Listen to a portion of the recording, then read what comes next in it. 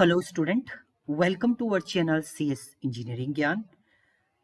Computer science exam में हम आज जो टॉपिक स्टार्ट करें वो कर रहे हैं आपका object oriented technique and Java programming. इसमें हम ऊप से कॉन्सेप्ट जावा के थ्रू देखेंगे एंड जावा के ही कॉन्सेप्ट हम लोग मेनली इसके अंदर परफॉर्म करने हैं जावा प्रोग्रामिंग के लिए। तो चलिए स्टार्ट करते हैं one by one. So which concept describe binding data and function together. तो हम लोग जावा में बोलते हैं binding of a data and function together is called as a encapsulation.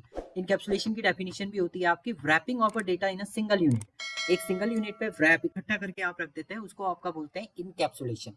जबकि पॉलीमॉर्फिज्म में आपका वन नेम मैनी फॉर्म्स वाली कंडीशन आपकी हो जाती है। इनहेरिटेंस, जब एक क्लास दूसरी क्लास की प्रॉपर्टी को एक्सेस करती है वो इनहेरिटेंस। एब्स्ट्रैक्शन का मतलब होता है hiding of a data, data को हाइड अप करके आप एग्जीक्यूट करें तो वो आपका एब्स्ट्रैक्शन होता है। तो यहाँ पर आपका रैपिंग का मतलब है तो इनकैप्सुलेशन हो जाएगा। दूसरा है what is the main advantage of method overloading. Method overloading का मेन एडवांटेज आपका क्या है, इसमें डायनेमिक बाइंडिंग है, आपका कोड रीयूजेबिलिटी है, इम्प्रूव रीडेबिलिटी है, या आपका क्या है रन टाइम पॉलीमॉर्फिज्म है। तो जब मेथड ओवरलोडिंग की हम लोग बात करते हैं तो ओवरलोड करें आप सेम मेथड को तो रीडेबिलिटी जो है वो इम्प्रूव हो रही है आपकी। तो यहाँ पर हम लोग सीधे बोल सकते हैं इम्प्रूव रीडेबिलिटी, रीड करने की जो पॉसिबिलिटी है वो इंक्रीज होती है आपकी। नाउ नेक्स्ट है which OOPS concept allow treating object of different class uniformly. Different class के जो ऑब्जेक्ट हो उसको यूनिफॉर्मली ट्रीट कौन करता है आपका, is a encapsulation, polymorphism, data hiding या एब्स्ट्रैक्शन। तो सिंपल मैंने अभी बताया भी था, पॉलीमॉर्फिज्म का मीनिंग ये होता है पॉलीमॉर्फिज्म मतलब यूनिफॉर्मली आपकी क्लास डिफरेंट ऑब्जेक्ट को डिफाइन करता है आपका पॉलीमॉर्फिज्म। पॉलीमॉर्फिज्म में वन नेम मैनी फॉर्म्स आपका पॉलीमॉर्फिज्म कहलाता है। Compile time polymorphism, run time polymorphism आपके ये हो जाते हैं इसमें।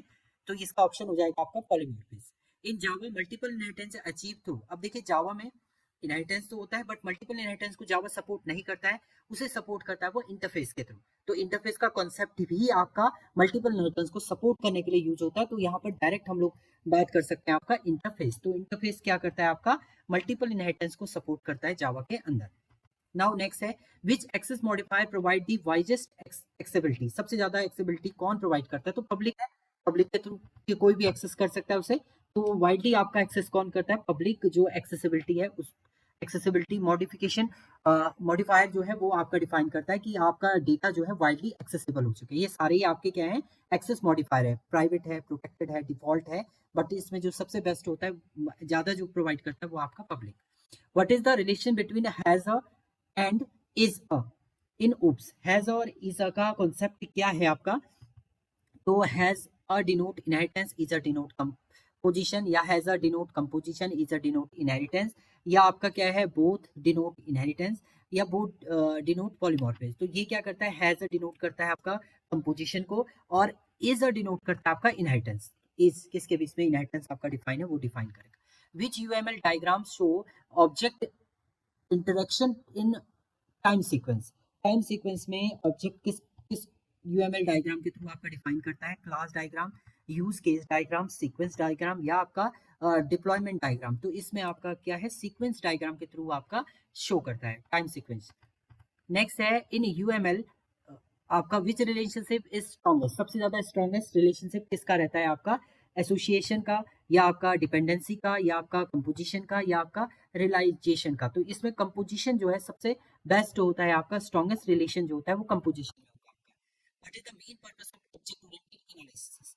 ऑब्जेक्ट ओरिएंटेड एनालिसिस का जो मेन पर्पस है वो क्या है आपका, राइटिंग कोड है आपका या identify object and relationship, testing software या डिप्लॉयमेंट प्लानिंग। तो मेन जो इसका पर्पस होता है आपका ऑब्जेक्ट ओरिएंटेड एनालिसिस का, आइडेंटिफाई ऑब्जेक्ट एंड उनके बीच में रिलेशन डिफाइन करना, वो आपका मेन पर्पस है इसका। नाउ नेक्स्ट है which is not a pillar of OOPs. OOPs का इसमें पिलर कौन नहीं है, एब्स्ट्रैक्शन, कंपाइलेशन, इनकैप्सुलेशन, पॉलीमॉर्फिज्म। ये तो सारे पिलर हैं, एब्स्ट्रैक्शन हो गया, इनकैप्सुलेशन हो गया, पॉलीमॉर्फिज्म। कंपाइलर नहीं है तो यहाँ पर कंपाइलेशन का कोई रोल नहीं होता है आपका ओप्स के अंदर, तो आंसर हो जाएगा आपका कंपाइलेशन। नाउ नेक्स्ट है आपका what will be the output of the following code. देखिए यहाँ पर क्या दिया है, स्ट्रिंग वन S1 दे रखा है जिसमें हेलो दिया है, S2 दिया है हेलो। ये तो दोनों सेम वे में आपका डिफाइन कर रहा है। और तीसरा डिफरेंट तरीके से आप स्ट्रिंग को क्रिएट करें, न्यू स्ट्रिंग कीवर्ड के थ्रू आपने थर्ड स्ट्रिंग को डिफाइन किया है। तो अब इसमें क्या होगा आपका, अगर हम बात करें तो सिस्टम डॉट आउट, देखिए ये दोनों तो आप सेम तरीके से डिफाइन है, तो ये तो ट्रू हो जाएगा आपका। ये आप S1 और S3 को आप सेम नहीं कह सकते, क्योंकि आप यहाँ पर थ्रू मेमोरी एलोकेशन यानी ऑब्जेक्ट क्रिएशन के थ्रू आप इसे असाइन करें, तो ये आपका क्या हो जाएगा, यहाँ पर फॉल्स हो जाएगा। तो हम सीधे इसका बोल सकते हैं, फर्स्ट तो ट्रू होगा, दूसरा आपका क्या हो जाएगा, फॉल्स हो जाएगा। Which concept is demonstrate by method overriding, method overriding में कौन सी कंडीशन आपकी यूज होती है, compile time polymorphism, static binding, run time polymorphism या मेथड हाइडिंग। तो मेथड ओवरराइडिंग की जब हम बात करते हैं तो वो रन टाइम पॉलीमॉर्फिस होता है आपका, और कंपाइल टाइम पॉलीमॉर्फिस होता है मेथड ओवरलोडिंग। मेथड ओवरलोडिंग आपका क्या होता है, कंपाइल टाइम होता है, और मेथड ओवरराइडिंग जो है वो आपका रन टाइम पॉलीमॉर्फिस को डिफाइन करता है आपका। What is the data hiding in OOPs, OOPs का मतलब डेटा हाइडिंग का मीनिंग क्या है, make data public, restricted direct access to data, या डिलीटिंग अनयूज डेटा, या आपका इनक्रिप्टिंग डेटा। तो इसका जो मीन है आपका हाइडिंग का मीनिंग क्या होता है, restricting direct access to data, data directly access ना करें इसलिए हाइड किया जाता है। Which keyword create a class that can not be inherited, class का ऐसा कौन सा कीवर्ड आप यूज करते हैं जिसे आप इनहेरिट नहीं कर सकते, तो स्टैटिक, फाइनल, एब्स्ट्रैक्ट या प्राइवेट। तो फाइनल अगर कीवर्ड से कोई क्लास आपने क्रिएट की है तो उसे आप इनहेरिट नहीं कर सकते, तो फाइनल कीवर्ड आपका इसमें यूज होगा। नाउ नेक्स्ट है what is the output of following code. यहाँ पर आप देखिए एक पेरेंट क्लास बनाई है, एक चाइल्ड क्लास बनाई है, आपने पेरेंट क्लास में फंक्शन बनाया, सो चाइल्ड क्लास में भी सेम फंक्शन बनाया है। तो यहाँ पर कोलिजन डिटेक्ट होना था, अगर आप डायरेक्ट पेरेंट क्लास का ही ऑब्जेक्ट बनाते, parent P equal to new parent लिखते तो कोलिजन हो जाता, बट यहाँ पर parent P equal to new child आपने किया, तो चाइल्ड क्लास के ऑब्जेक्ट को ही ये कॉल करेगा, और यहाँ पर पी डॉट शो को जैसे आप कॉल करेंगे तो आउटपुट आपका आ जाएगा चाइल्ड। तो आंसर क्या आ जाएगा इसमें, चाइल्ड आपका आंसर शो करेगा। What is the default value of an int variable in Java, Java में डिफॉल्ट वैल्यू क्या होती है इंट वेरिएबल की, जीरो, नल, अनडिफाइंड या गार्बेज। तो जावा के अंदर अगर इंटीजर की डिफॉल्ट वैल्यू की बात करें तो वो आपका जीरो होता है। नाउ नेक्स्ट है which component is responsible of platform independent in Java, Java में प्लेटफॉर्म इंडिपेंडेंस का मीनिंग क्या होता है, JRE, Java run time environment है, जावा वर्चुअल मशीन है, जावा डेवलपमेंट किट है, या जस्ट इन टाइम है। तो आपका प्लेटफॉर्म इंडिपेंडेंट जो डिफाइन करता है वो होती है जावा वर्चुअल मशीन डिफाइन करती है कि आपका ये प्लेटफॉर्म इंडिपेंडेंट है, तो जेवीएम आपका यूज होगा। Which package is automatically imported in every Java program, Java program में कौन सा पैकेज ऑटोमेटिकली आपका इंपोर्ट होता है, Java dot util, Java input output, Java dot language, या Java dot AWT, abstract window toolkit. Utility class होती है, input output होती है, लैंग्वेज होती है एडब्ल्यूटी। तो लैंग्वेज जो क्लास है वो ऑटो आपका क्या होता है, इंपोर्टेड होता है। नाउ नेक्स्ट है what is the size of int data type in Java, Java में इंटीजर डेटा टाइप का साइज क्या होता है, 16 बिट, 32 बिट, 64 बिट, या आपका क्या है प्लेटफॉर्म डिपेंडेंट। तो ये डायरेक्टली आपका 32 बिट को सपोर्ट करता है आपका इंटीजर, तो यहाँ पर 32 बिट आपका शो करेगा। नाउ नेक्स्ट है which is a valid Java identifier, इसमें से कौन सा जावा का वैलिड आइडेंटिफायर है, वेरिएबल है, वेरिएबल ये दे दिया, अंडरस्कोर दे दिया। तब जब भी आप आइडेंटिफायर की बात करेंगे तो इसके कुछ रूल होते हैं। सबसे पहला रूल होता है कि आइडेंटिफायर में अल्फाबेट अंडरस्कोर नंबर आप यूज कर सकते हैं। दूसरा, आइडेंटिफायर जो है वो अंडरस्कोर से भी यूज हो सकता है और अल्फाबेट से यूज स्टार्ट हो सकता है, तो ये तो राइट है आपका, बट कभी भी नंबर से स्टार्ट नहीं होगा, ये रॉन्ग हो गया। स्पेशल सिंबल में केवल अंडरस्कोर यूज होता है आपका, ये यूज नहीं होता है, ये भी रॉन्ग हो गया आपका। और प्री डिफाइन कीवर्ड, तो क्लास हमारा प्री डिफाइन कीवर्ड है तो ये भी यूज नहीं होगा। तो इसमें जो आइडेंटिफायर वैलिड है वो क्या है आपका, अंडरस्कोर वेरिएबल है आपका। नाउ नेक्स्ट है आपका what is the output of following code, यहाँ पर x की वैल्यू 5 दे रखी है आपका, तो x प्लस प्लस किया तो बाय डिफॉल्ट तो x की वैल्यू यहाँ पर 5 हो गई है। अब x की वैल्यू में एक इंक्रीमेंट हो चुका है, तो x की वैल्यू हो चुकी है आपकी 6 प्लस उस 6 में एक वैल्यू फिर से ऐड हुई, 6 7 हो गया, उस 7 को आप 5 के साथ ऐड करेंगे तो ये हो जाएगा आपका 12। तो आंसर इसका आ जाएगा आपका 12। तो सिंपल इसका आंसर आ जाएगा 12। इसमें प्री इंक्रीमेंट पोस्ट इंक्रीमेंट आपने यूज किया है। नेक्स्ट है विच method is the entry point of a Java application, Java application का एंट्री पॉइंट आपका क्या होता है, स्टार्ट होता है, मेन होता है, रन होता है, या आपका एग्जीक्यूट होता है। तो स्टार्टिंग पॉइंट हमेशा मेन फंक्शन ही होता है आपका, मेन के थ्रू ही आप एग्जीक्यूट करते हैं। What is the range of कैट data type in Java, Java में करेक्टर डेटा टाइप की रेंज क्या होती है आपकी, तो ये 0 से आपका 6553 तक आपका जाता है, तो करेक्टर का रेंज जो हो जाएगी वो आपकी क्या 0 से 65535 हो जाएगा आपका। नाउ नेक्स्ट है आपका, नेक्स्ट है विच ऑपरेटर हैज हाईएस्ट प्रेसिडेंस, इसमें से किसकी प्रेसिडेंस जो है सबसे हाईएस्ट होती है आपकी, मल्टीप्लाई की, ये आपका इंक्रीमेंट ऑपरेटर है, ये आपका पैरेंथेसिस है, और ये इक्वल टू ऑपरेटर है, ये असाइनमेंट ऑपरेटर है। तो सबसे हाईएस्ट आपकी किसकी होगी, यहाँ पर ब्रैकेट की ही आपकी हाईएस्ट होती है प्रेसिडेंस। नाउ नेक्स्ट है what is the output of following code, यहाँ पर देखिए बुलियन में ए को ट्रू लिखा है, बी को ट्रू लिखा है, यहाँ पर आपने बिटवाइज सॉरी एंड ऑपरेटर किया है, फिर आपने नॉट लिखा है, तो यहाँ पर है true and false. And operator में ट्रू एंड फॉल्स तो फॉल्स आएगा, बट आपने क्या किया यहाँ पर नॉट ऑपरेटर लगा दिया, तो फॉल्स को वो क्या कर देगा, ट्रू कर देगा, तो आंसर आ जाएगा आपका ट्रू। ट्रू इसमें आउटपुट आपका रिटर्न करेगा। नाउ नेक्स्ट है which collection maintain insertion order.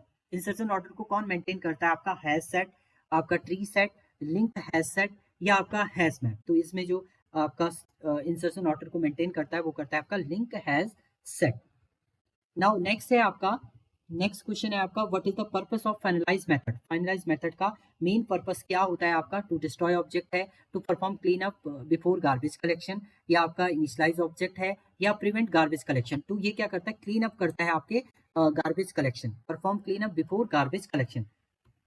Now next है आपका, नेक्स्ट क्वेश्चन है which exception is thrown when dividing by zero. Dividing, अब जब आप डिवाइड बाय जीरो करते हैं तो इसमें से कौन सा एक्सेप्शन आपका थ्रो होता है, null point exception, arithmetic exception, या इलीगल आर्गुमेंट एक्सेप्शन, या रन टाइम एक्सेप्शन। तो ये क्या है, डिवाइडेड बाय जीरो आपका अर्थमेटिक एक्सेप्शन का एक पार्ट है, तो यहाँ पर जो आएगा आपका अर्थमेटिक एक्सेप्शन ये शो करेगा।